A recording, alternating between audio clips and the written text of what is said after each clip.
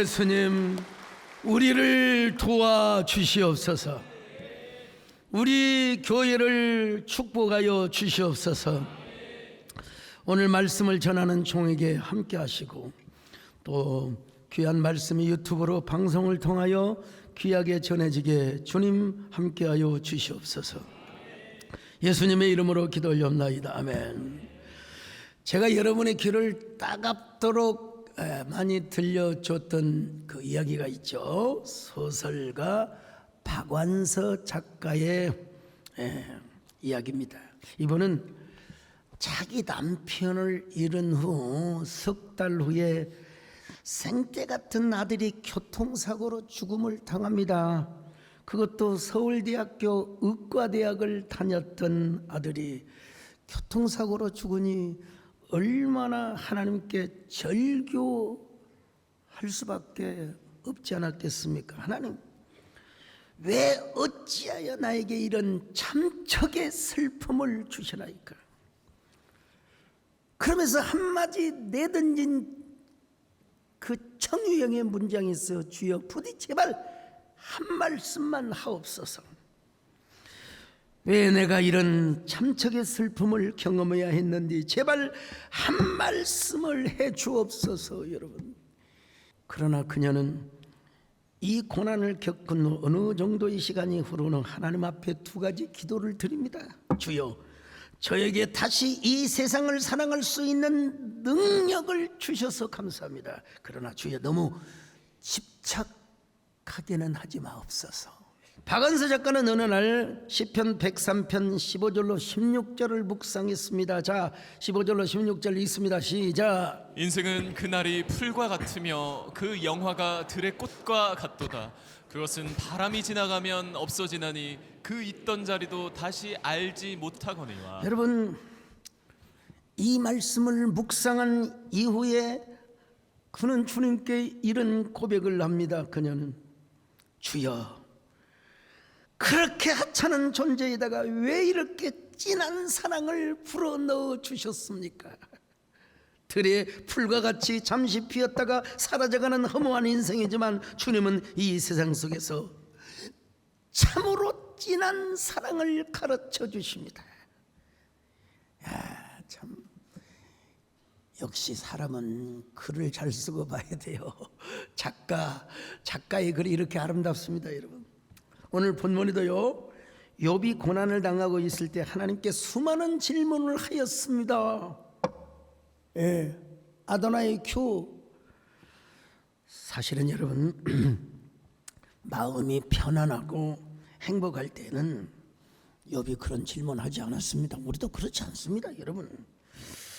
근데 고난을 당하면서부터 수없는 질문을 쏟아내기 시작합니다. 욥은 먼저 이런 질문을 드립니다. 하나님, 어찌하여 나를 모태에서 살아 태어나게 하셨단 말입니까? 자, 욥기 3장 11절 시작. 어찌하여 내가 태에서 죽어나오지 아니하였던가?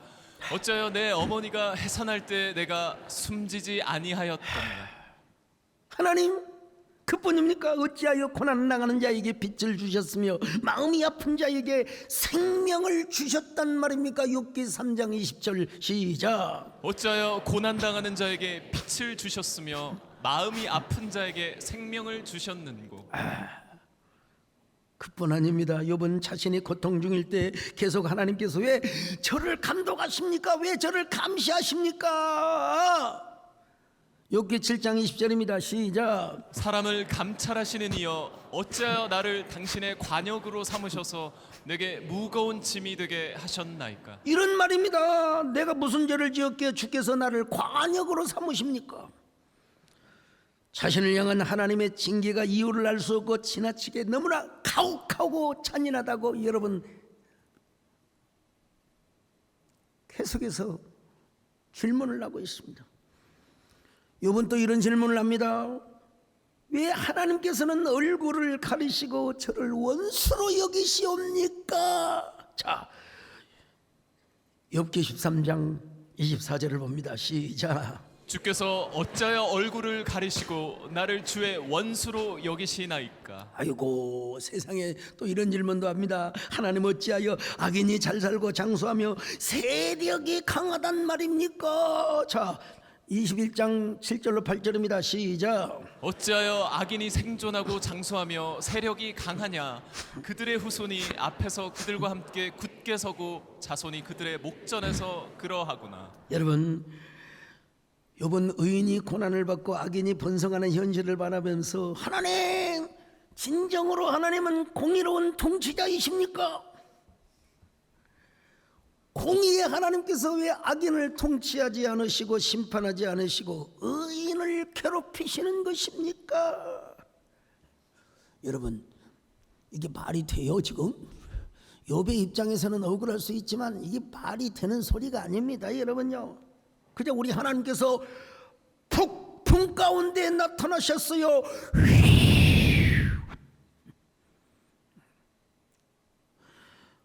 폭풍 가운데 나타나셔서 욥에게 이런 질문합니다. 욥아, 내가 땅에 기초를 넣을 때 너는 어디 있었느냐? 38장 4절입니다. 시작. 내가 땅에 기초를 놓을 때 내가 어디 있었느냐.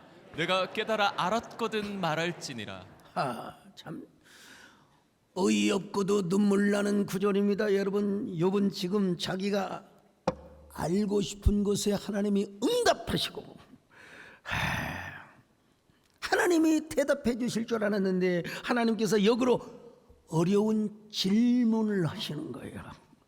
그러니까 욥은 의안이 벙벙할 수밖에 없었어요. 하나님, 제 수준에 맞는 질문 좀 해주세요. 이렇게 말하고 싶은데 여러분, 질문은 질문으로 답하고요. 또 뭔 말이 있는 줄 아세요? 괴물은 괴물로 다스린다. 이건 참교육을 본 사람만이 아는 대사입니다. 자, 지금까지 여러분, 욥은 고난 속에서 하나님을 만나고 싶었습니다. 언제쯤 짠짠짠짠 하면서 하나님이 나타나실까 기다렸습니다. 그런데 폭풍 가운데 하나님이 나타나셔서 자신의 질문에 대답을 하지 않으시고 역으로 질문을 하셨으니 욥이 얼마나 난감했겠습니까, 여러분요. 지금 욥이 하나님을 만나고 싶은 이유가 무엇이었을까요? 하나님의 대답을 좀 듣고 싶지 않았을까요? 그때 하나님께서 참으로 인자하시고 미소 지은 얼굴로 나타나셔서 내 사랑하는 욥아, 정말 고생 많았다. 네가 고생하는 것을 내가 다 알고 있었어. 참 고생 많이 했네. 내가 너를 이 고난 중에도 얼마나 사랑하는지 너는 아느냐? 너는 얼마나 알고 있었느냐? 내가 너를 얼마나 사랑하는지 너는 아느냐? 내가 너를 얼마나 좋아하는지 너는 아느냐? 내가 너를 얼마나 기다렸는지 너는 아느냐? 너는 아느냐? 너는 아느냐? 참, 여러분, 이런 하나님의 응답을 받고 싶었을 거예요. 그렇지만 아니었습니다. 지금까지 하나님은 욥이 던진 질문에 답하지 않고 오히려 수많은 융단 폭격과 같은 질문을 쏟아 주셨습니다. 자, 욥에게 하나님이 뭐라고 말씀하십니까? 너는 사나이라면 사나이답게, 대장부라면 대장부답게 한번 대답을 해봐라. 자, 욥기 38장 3절입니다. 시작. 너는 대장부처럼 허리를 묶고 내가 내게 묻는 것을 대답할지니라. 여러분, 계속되는 질문입니다.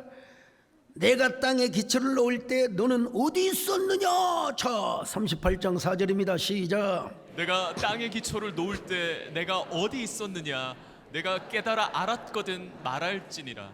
그러면 그때는 아담도 없었어요. 그러니까 뭐 욥이가 뭘 알아요?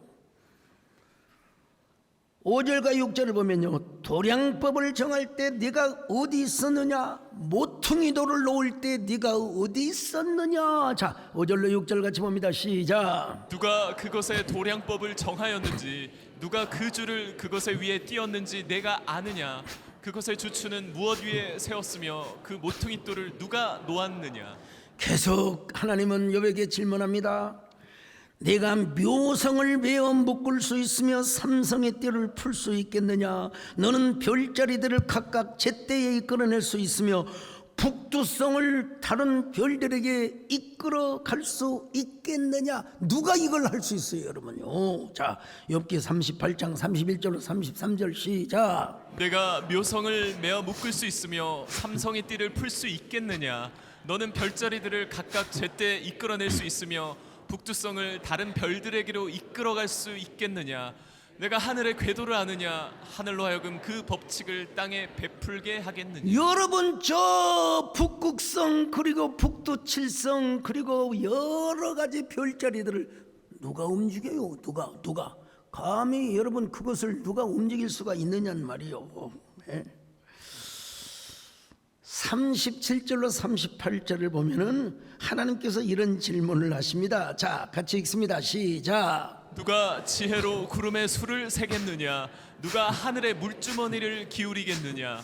티끌이 덩어리를 이루며 흙덩이가 서로 붙게 하겠느냐. 여러분, 38장부터 41장까지 질문이 총 71가지 질문을 융단 폭격처럼 쏟아부릅니다. 이 심오하고 수준 높은 질문에 욥은 한마디도 대답을 할 수가 없었습니다. 여러분, 일부 성경학자들은 하나님의 질문을 이렇게 분석합니다. 역사학, 천문학, 해양학, 기상학 그리고 동물학 전반을 질문하셨다고 하시는데, 제가 보기에는 몇 가지로 나눌 필요가 있습니다. 여러분, 몇 가지로 요약할 수 있는, 먼저는 하나님의 우주를 창조하실 때 너는 어디 있었느냐? 어디 있었느냐? 아담도 없었는데 온 모든 것이 카오스, 혼돈과 무질서와 뒤죽박죽 엉망진창이었는데 무슨 욥이가 거기가 있어요? 누가 그 이후에 측량줄을 띄웠는지 아느냐? 누가 이 땅에 추측조를 놓았는지 아느냐? 이런 비슷한 질문을 계속해서 하고 계세요.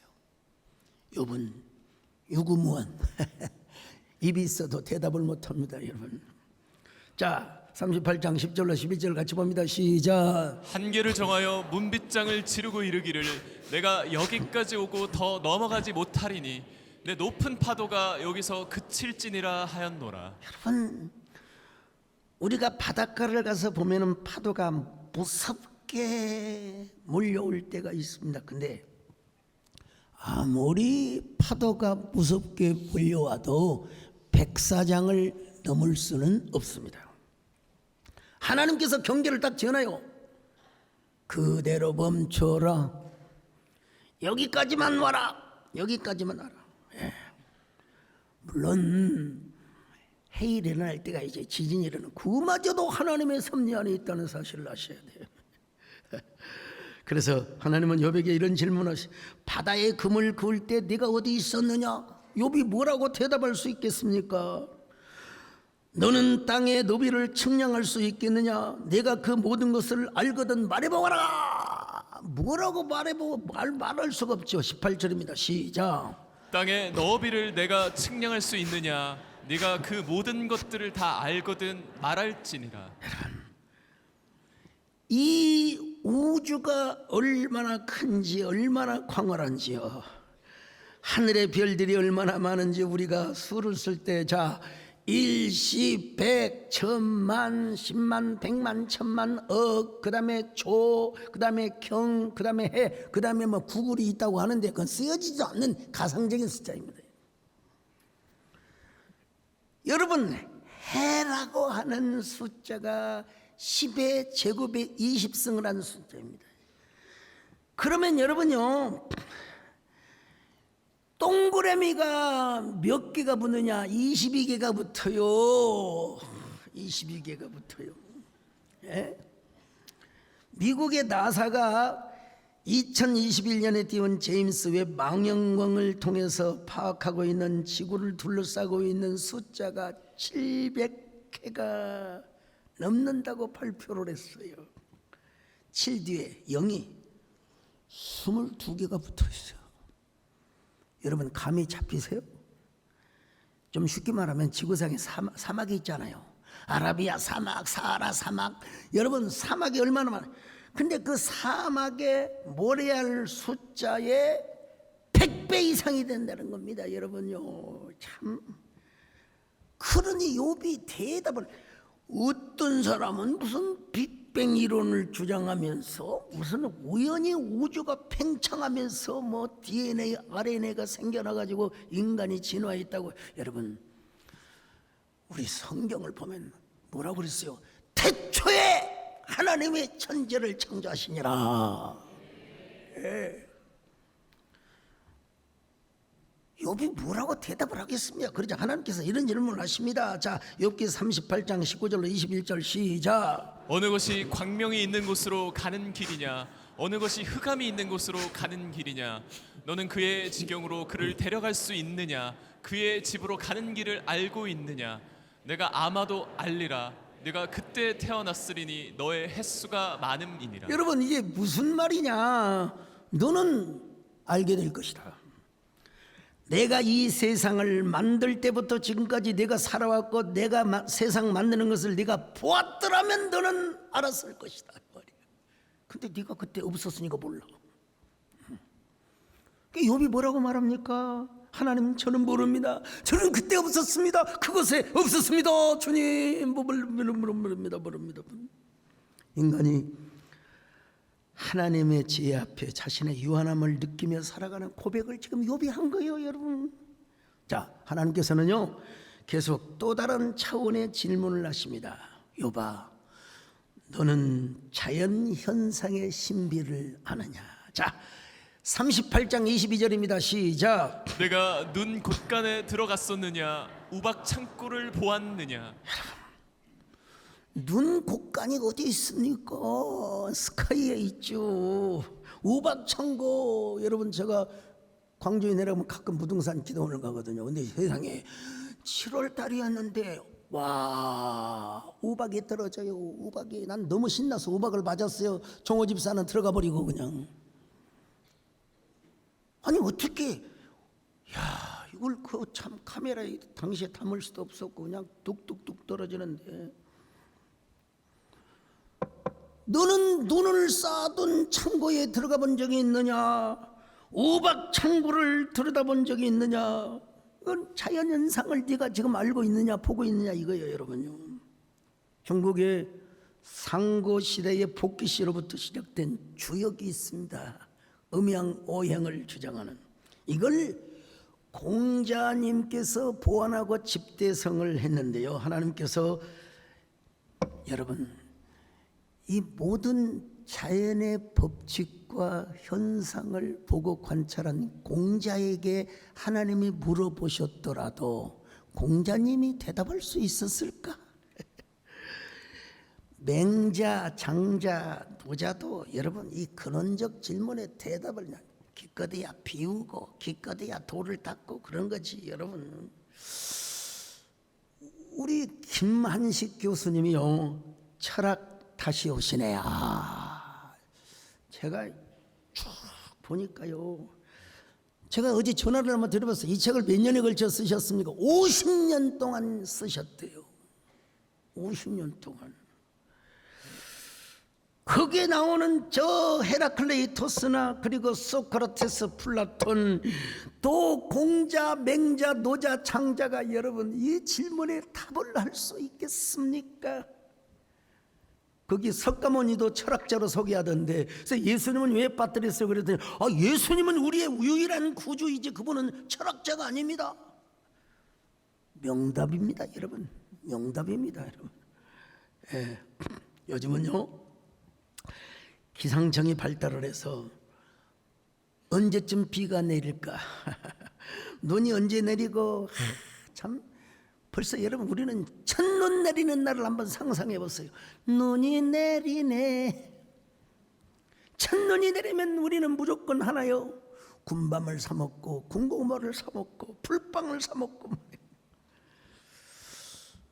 여러분 현상은 예측하고 보일지 몰라도 근원은 몰라요. 기원은 몰라요. 더더구나 아브라함 당시 시대를 살고 있었던 욥이 그걸 어떻게 알겠습니까, 여러분? 해가 왜 뜨는 것인가? 해가 져서 돌아가는 것이 어디인가? 바람이 어디서 불어서 어디로 사라지는 걸까? 천둥은 어떻게 치고 번개는 어떤 방법으로, 현상은 보이지만 여러분 그 근원을 오늘도 여러분 알 수가 없어요. 하나님은 계속해서 욥에게 이런 질문을 하고 있습니다. 봄이 되면 세상에 많은 풀들이 돋아나는데 그것이 어떻게 돋아나는 줄을 알고 있느냐? 그것도 모르면서 왜 나에게 수많은 질문을 쏟아내는 거냐? 그러다가 21절에 이렇게 말합니다. 자, 38장 21절이요. 시작. 내가 아마도 알리라. 내가 그때 태어났으리니 너의 횟수가 많음이니라. 그때 태어났더라면은 더 잘 알지만 그러나 아직도 너의 살 날이 많기 때문에 이제 점차 많은 것을 알게 될 것이라 이 말입니다, 여러분. 예. 너 앞으로 살 날이 얼마나 9만리, 10만리, 15만리, 20만리가 되는데 삶의 고통을 너무나 심각하게 받아들이지 말고 때로는 여유를 가지고 멀리 바라보며 고통 속에서도 희망을 찾으며 살아가라. 기다림이 그토록 지루하더냐? 이건 제가 만들어낸 워딩입니다, 여러분. 기다림이 그토록 지루하더냐? 앞으로 살 날이 많은데, 에? 앞으로 웃음 가득할 일이 많은데 어찌하여 탄식만 하고 너무 고통을 심각하게 받아들이냐? 기다림은 곧 희망이고 웃음이고 기쁨이고 감사하고 소망인데 말이야. 행복일 텐데 좀 여유를 가지고 멀리 좀 바라보며 살아라. 다른 말로 하면은 불평하지 말고 감사하며 살아가라. 감사하며 살아가라. 기다리면 결코 지루한 것이 아니라 오히려 소망이고 행복이고 감사라는 사실을 알아야 하느니라. 깨달아지면 아멘합니다. 하나님은 욥에게 계속 이런 질문을, 야, 전능하신 하나님과 다투는 욥아, 네가 나를 과연 꾸짖을 수 있겠느냐? 네가 나를 비난하니 어디 한번 나하고 한번 붙어볼까? 한번 대답 한번 해봐라. 자, 욥기 40장 2절입니다. 시작. 트집 잡는 자가 전능자와 다투겠느냐? 하나님을 탓하는 자는 대답할지니라. 왜 하나님 앞에 트집을 잡아요? 왜 불평을 해요? 네 팔이 내 팔처럼 견고하고 강하고 힘이 있더냐? 자, 욥기 40장 9절입니다. 시작. 내가 하나님처럼 능력이 있느냐? 하나님처럼 천둥 소리를 내겠느냐? 욥이 뭐라고 말한 줄 아세요? 하나님, 죄송합니다. 저는 비천한 사람입니다. 주여, 내가 손으로 입을 막겠습니다. 얼굴을 막겠습니다. 자, 욥기 40장 4절 시작. 보소서, 나는 비쳐나오니 무엇이라 주께 대답하리이까? 손으로 내 입을 가릴 뿐이로소이다. 여러분, 욥은 지금 한마디로 이런 고백을 하고 있어요. 하나님, 저는 자격이 없습니다. 저는 비천한 사람입니다. 제가 무엇라고 대답을 하겠습니까? 손으로 제 입을 가릴 뿐입니다. 주여, 이 비천한 자를 한 번만 용서하여 주시옵소서. 하나님의 손길을 떠나면 성령님의 부축이 없이는 저는 한 걸음도 걸어갈 수가 없습니다. 하나님 손길 떠나 살 수 없는 이제이니 성령님 부축 없이 걸을 수도 없습니다.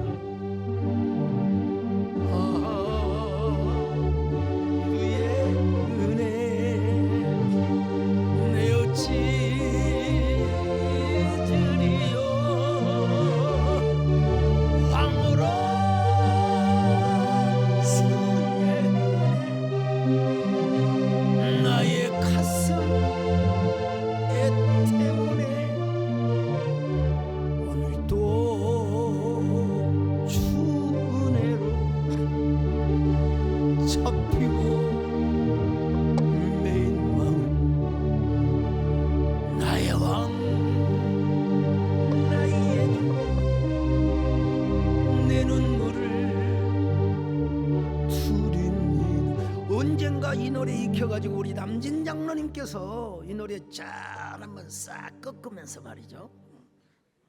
나의 왕, 나의 주께, 이렇게 한번 언제 불러주세요. 아무튼 그런데도 이런 욥에게 하나님은 또다시 질문합니다. 너는 희귀하고 혼란한 동물 베못을 아느냐? 자, 욥기 40장 15절 시작. 이제 소같이 풀을 먹는 베헤못을 볼지어다. 내가 너를 지은 것 같이 그것도 지었느니라. 또 욥아, 너는 리워야단을 아느냐? 자, 41장 1절입니다. 시작. 내가 낚시로 리워야단을 끌어낼 수 있겠느냐? 노끈으로 그 혀를 맬 수 있겠느냐? 여러분, 베못이라는 것은 코끼리와 같은 거대한 짐승의 그 전설 속에 나오는 동물입니다, 여러분. 예. 리워야단, 바다의 용, 괴물을 상징하는 거예요. 예. 이 희귀한 혼란의 동물들은 설사 있다 하더라도 이 동물들은 인간이 통제할 수가 없고 악과 어두움을 상징하는 동물입니다. 하나님을 대적하고 우리로 하여금 하나님을 진심으로 섬기지 못하게 하는 존재. 예. 이 리워야단은 우가리 신화에 와서 얌이라고도 불리워졌습니다. 고대 바벨론 신화에서는 티아맛, 그리고 그리스 신화에서는 포세이돈, 해괴한 바다의 여신입니다, 여러분. 그러니까 여러분, 해변에 특별히 제주도 가면 여러분 출항을 앞두고 뭐 합니까? 이 용왕에게 제사를 지내요. 집사님들이 되어가지고. 어찌 포세이돈만 있었겠습니까? 크레타 섬에 오이로파라고 하는 여신이 있었고 세이렌이라고 하는 여신이 있었습니다, 여러분. 세이렌은 꽃으로 뒤덮여 있는 안테모사라는 섬에서 살고 있었는데 배가 지나가면요, 이 여신이 아주 고혹적인 노래를 부릅니다. 그 노래 소리가 얼마나 고혹적인지.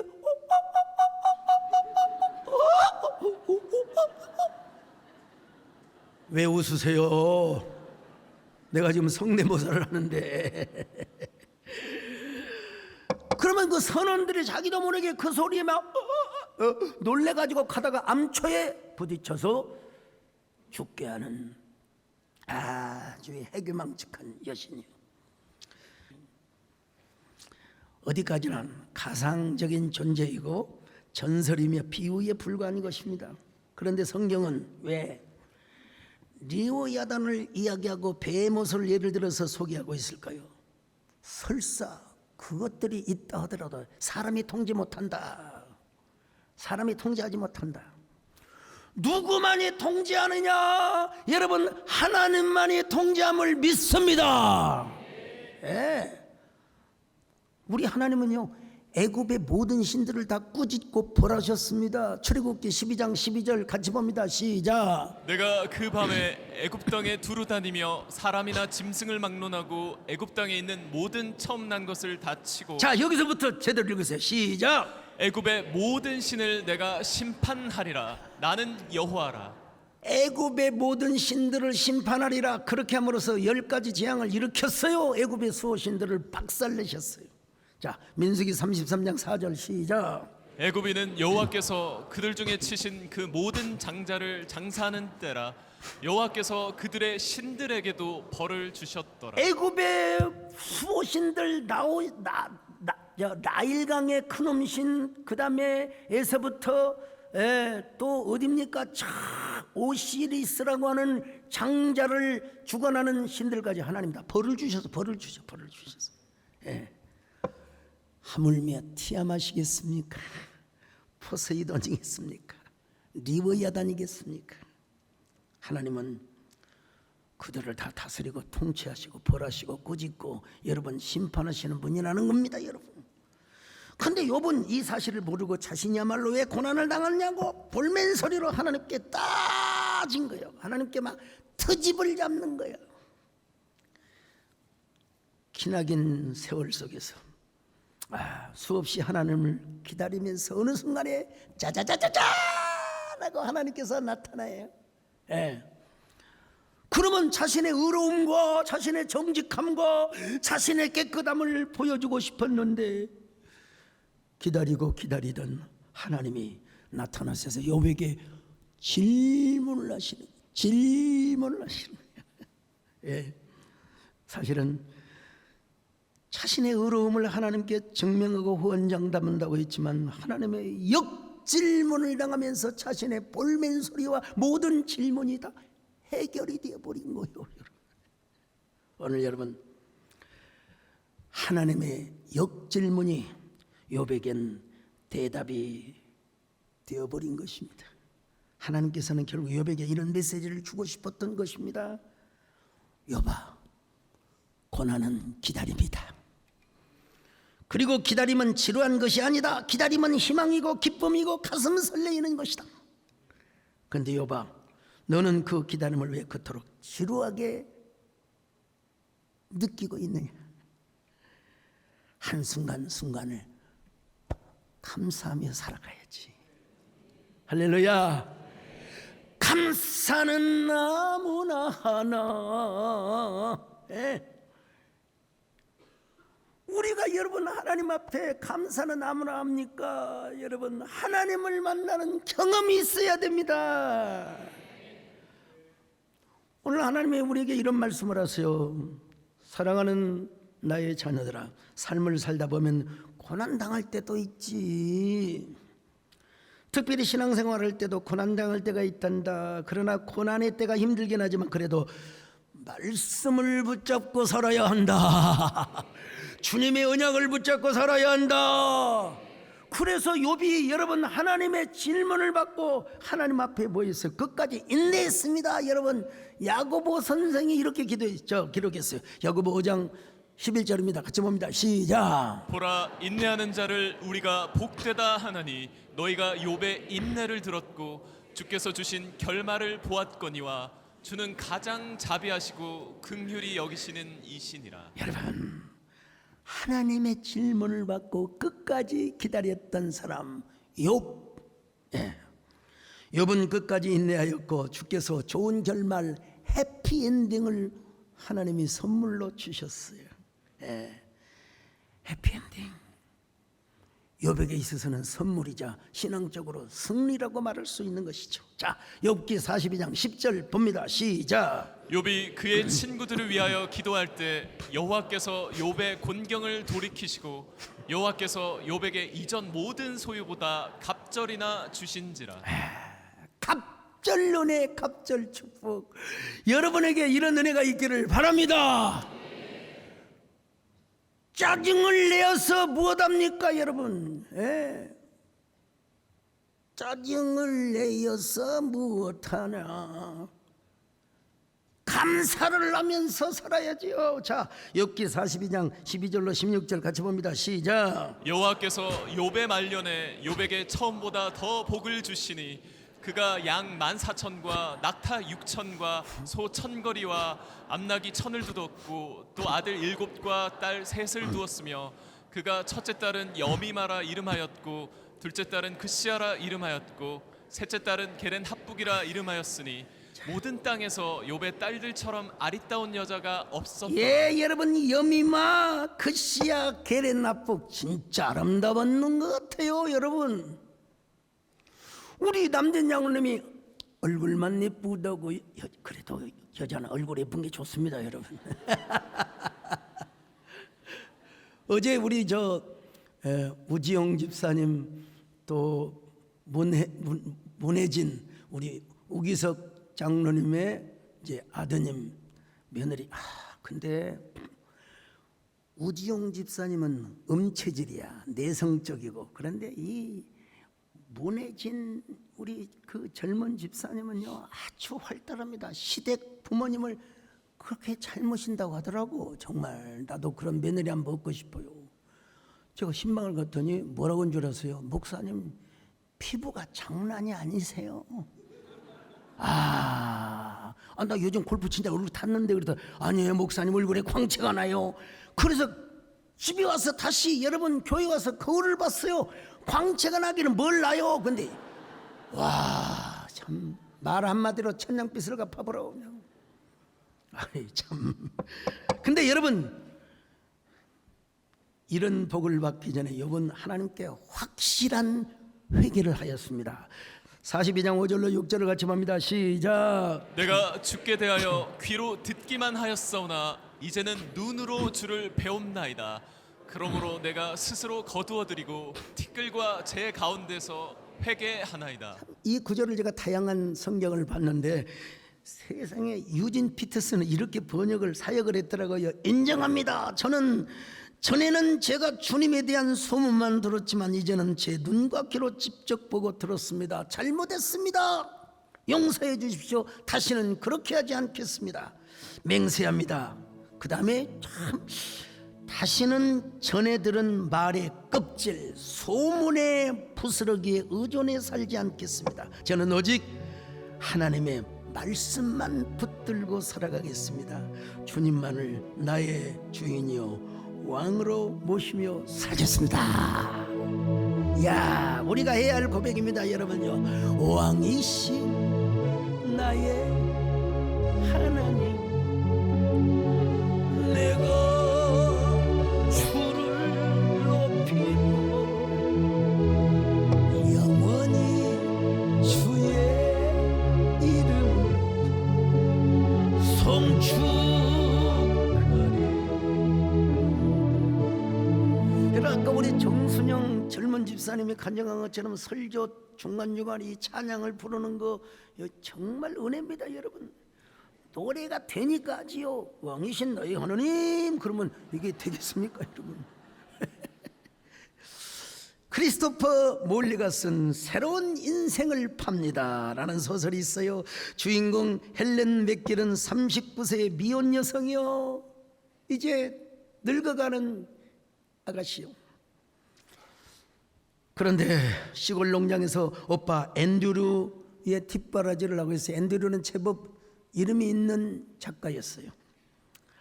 그래서 집안일과 농장 운영은 전적으로 헬렌의 몫이었습니다. 그러던 어느 날 로저 미플린이라고 하는 작은 키에 저를 닮은 것 같아요.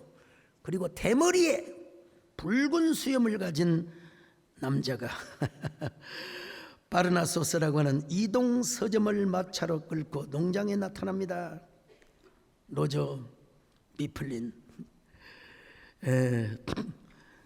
자기도 작가가 꿈이래요. 자기도 꿈이 작가래요. 오빠 앤들에게 이 이동 서점을 팔고 자신도 오빠처럼 정착해서 글을 쓰고 싶다고. 여러분, 그때 헬렌 맥길 노처녀가 오빠 대신 그 이동 서점을 자기가 사버립니다. 그리고 짐을 싸서 로저 미플린과 함께 길을 떠납니다. 평생 집안일만 하던 헬렌이 난생 처음으로 자신을 위한 모험을 선택하였습니다. 그녀는 길 위에서 로저에게 책 파는 법과 마차 보는 법을 배우며 시골 마을 곳곳을 뒤지고 다닙니다. 처음에는 로저를 그저 이상한 사람으로 생각했지만 책에 대한 그의 깊은 애정과 철학, 그리고 순수한 열정에 점차 감화가 되어서 헬렌은 사람에게 새로운 세계를 전달합니다. 그러다가 두 사람은 마음문이 열려서 사랑을 하고 연애를 하고 마침내 결혼을 합니다. 이제는 이동 서점이 아닌 정착 서점을 운영하기로 약속하며 소설 얘기는 끝납니다. 이 책에 멋진 구절이 하나 있어요. 그대로 인용해서, 책을 판다는 것은 단지 50g, 100g의 종이와 잉크 그리고 풀을 파는 게 아니에요. 새로운 인생을 파는 거란 말이에요. 책에는 사랑과 우정, 유머와 모험이 들어있고 밤바다를 향해 항해하는 배가 실려 있으며 온 하늘과 땅이 담겨 있어요. 진짜 책에는 새로운 인생이 들어 있어요. 그 문장 뒤에 이런 말이 소개됩니다. 나는 하나님께 항상 여쭈었어. 60만 가지의 질문을 품고 살았어. 그러나 하나님을 만났을 때 그 모든 질문은 사라져 버렸어. 참 작가는 멋있어요. 새로운 상상력을 가지고 익숙하지만 그러면서도 낯선 언어를 가지고 여러분 새로운 세계로 안내하는 사람이 뭐요? 작가입니다. 작가. 네.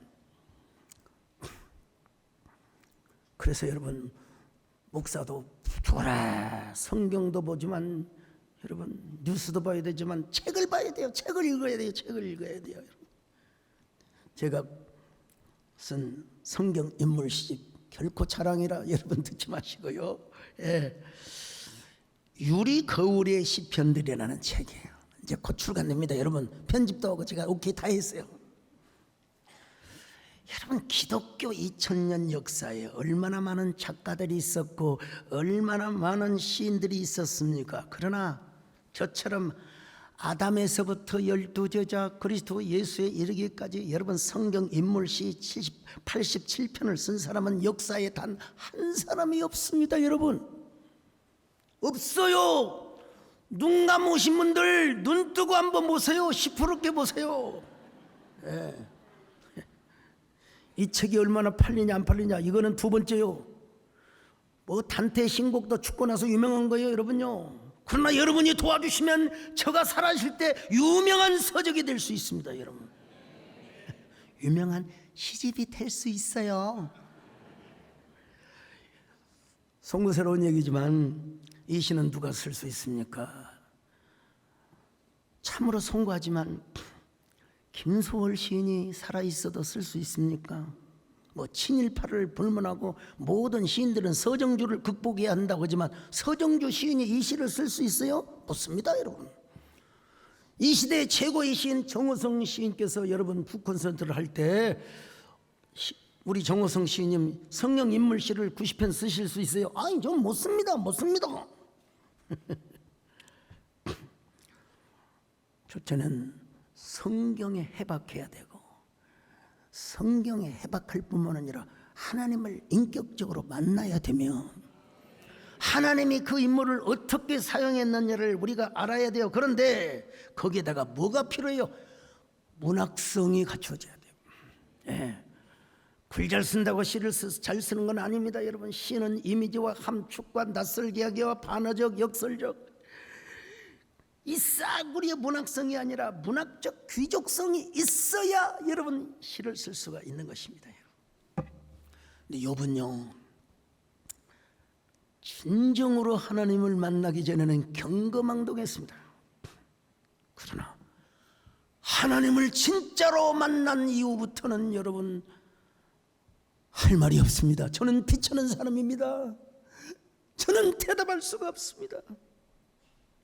근데 여러분 하나님을 만난 후에 고난이라고 하는 것을 하나님의 큰 틀 속에 바라보니까 그 고난 속에 의미가 있고 뜻이 있고 그리고 미닝이 있더라는 거예요. 그 고난 속에 반드시 메시지가 있더라는 것입니다. 그래서 욥은 이런 고백을 결국 하고 맙니다. 하나님은 우리의 길보다 높으시고 우리의 생각보다 높으시며 지혜로우시며 전능하시고 의로우신 분입니다. 하나님은 사랑이시기 때문에 그분의 뜻은 항상 최선이고 하나님은 전지하시기 때문에 그분의 인도하심은 항상 옳습니다. 이 고백이 여러분의 고백이 되시기를 바랍니다.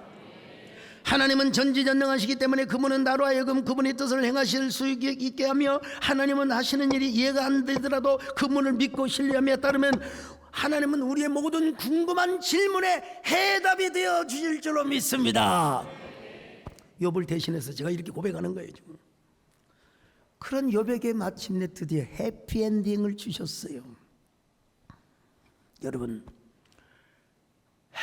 어떤 고통을 당하고 계십니까? 예. 막 하나님 앞에 따지고 싶은 마음이 들 때가 있습니까? 여러분 따지기 전에 하나님을 만나시기 바랍니다. 하나님을 만나시면 기다림이 지루한 것이 아니에요. 기다림은 희망이 되고 기쁨이 되고 행복이 될 수 있어요. 기다림은 결코 지루함이 될 수 없어요. 모든 질문이 사라집니다. 하나님을 만나면 질문 속에 우리는 하나님 앞에 감사하며 언제나 하나님을 찬양하고 찬송하는 거예요. 여러분 다음 주일은 7월 첫 주로서 맥주감사주의를 지킵니다.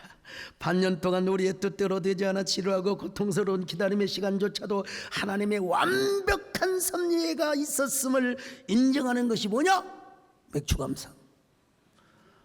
여러분 참전용사 헌신하신 분들은 그냥 들으세요. 그냥 또 이번에 헌금 그러지 마시고 그냥 감사하세요. 앞으로 여러분 6월까지 잘 살게 하신 하나님 그래도 살아왔지 않습니까? 이제 12월까지 더 잘 살 줄로 믿습니다. 이 고백하는 게 여러분 맥주감사의 스피리추얼리티 영성이에요. 불교심 아무리 강조해도 지나치지 않는다. 이걸 다시 바꿉니다. 감사 아무리 강조해도 지나치지 않는다. 여러분 모두 기다릴 일이 있어도 지루하지 마시고 언제나 미리서 선불 감사를 잘하시기를 바랍니다. 감사해놓고 해피엔딩의 선물을 기다리시기를 바랍니다. 내 평생 살아온 길 뒤돌아보니 짧은 내 인생길 오직 주의 하나님 감사합니다. 기다림은 지루한 것이 아니라 기쁨이고 행복이고 소망이고 감사고 하나님이여 해피엔딩이라는 사실을 깨닫게 하여 주시옵소서. 깨닫게 하여 주심을 감사합니다. 우리 모두 주의 은혜에 감사하기를 바라오며 예수님의 이름으로 기도 올리옵나이다.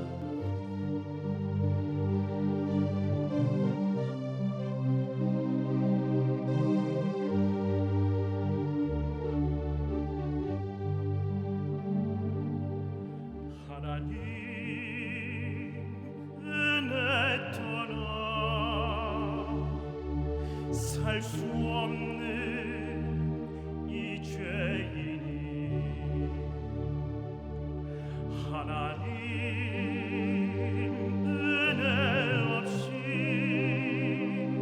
살 수도 없습니다.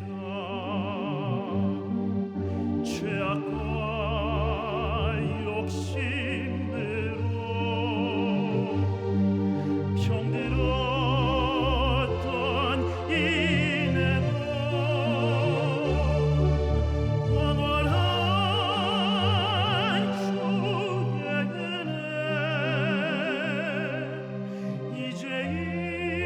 이제인을 고치셨네. 십자가 부여안고 은혜로 채운 마음 나의 왕 나의 임금 나의 사랑 드립니다.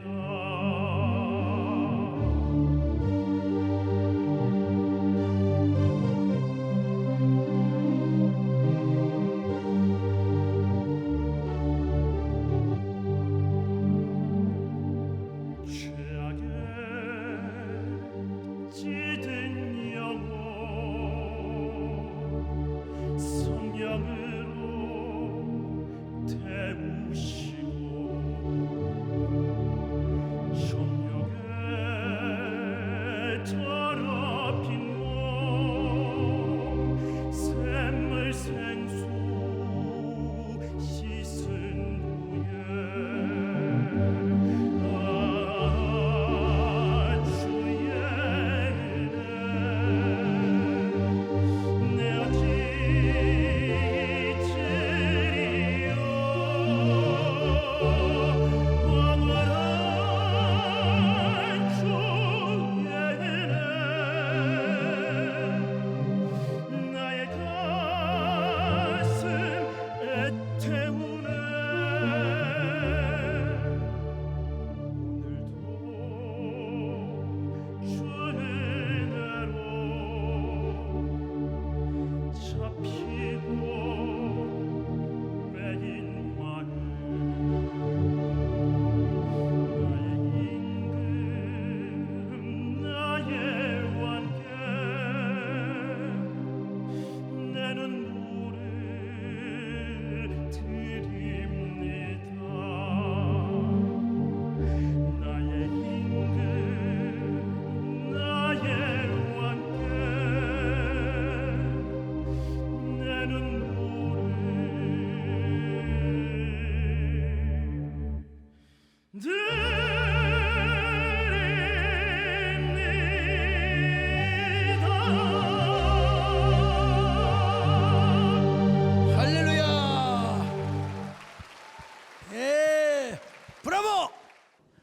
강세영 목사님 나오셔서 축도해 주시겠습니다. 축도해 주시기 바랍니다.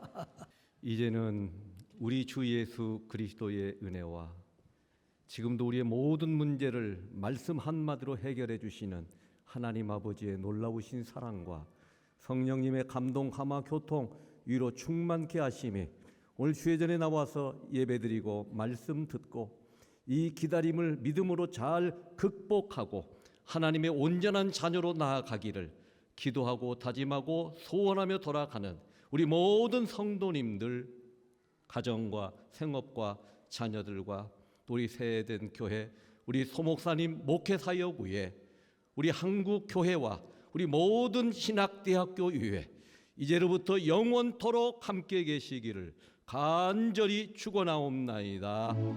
아멘.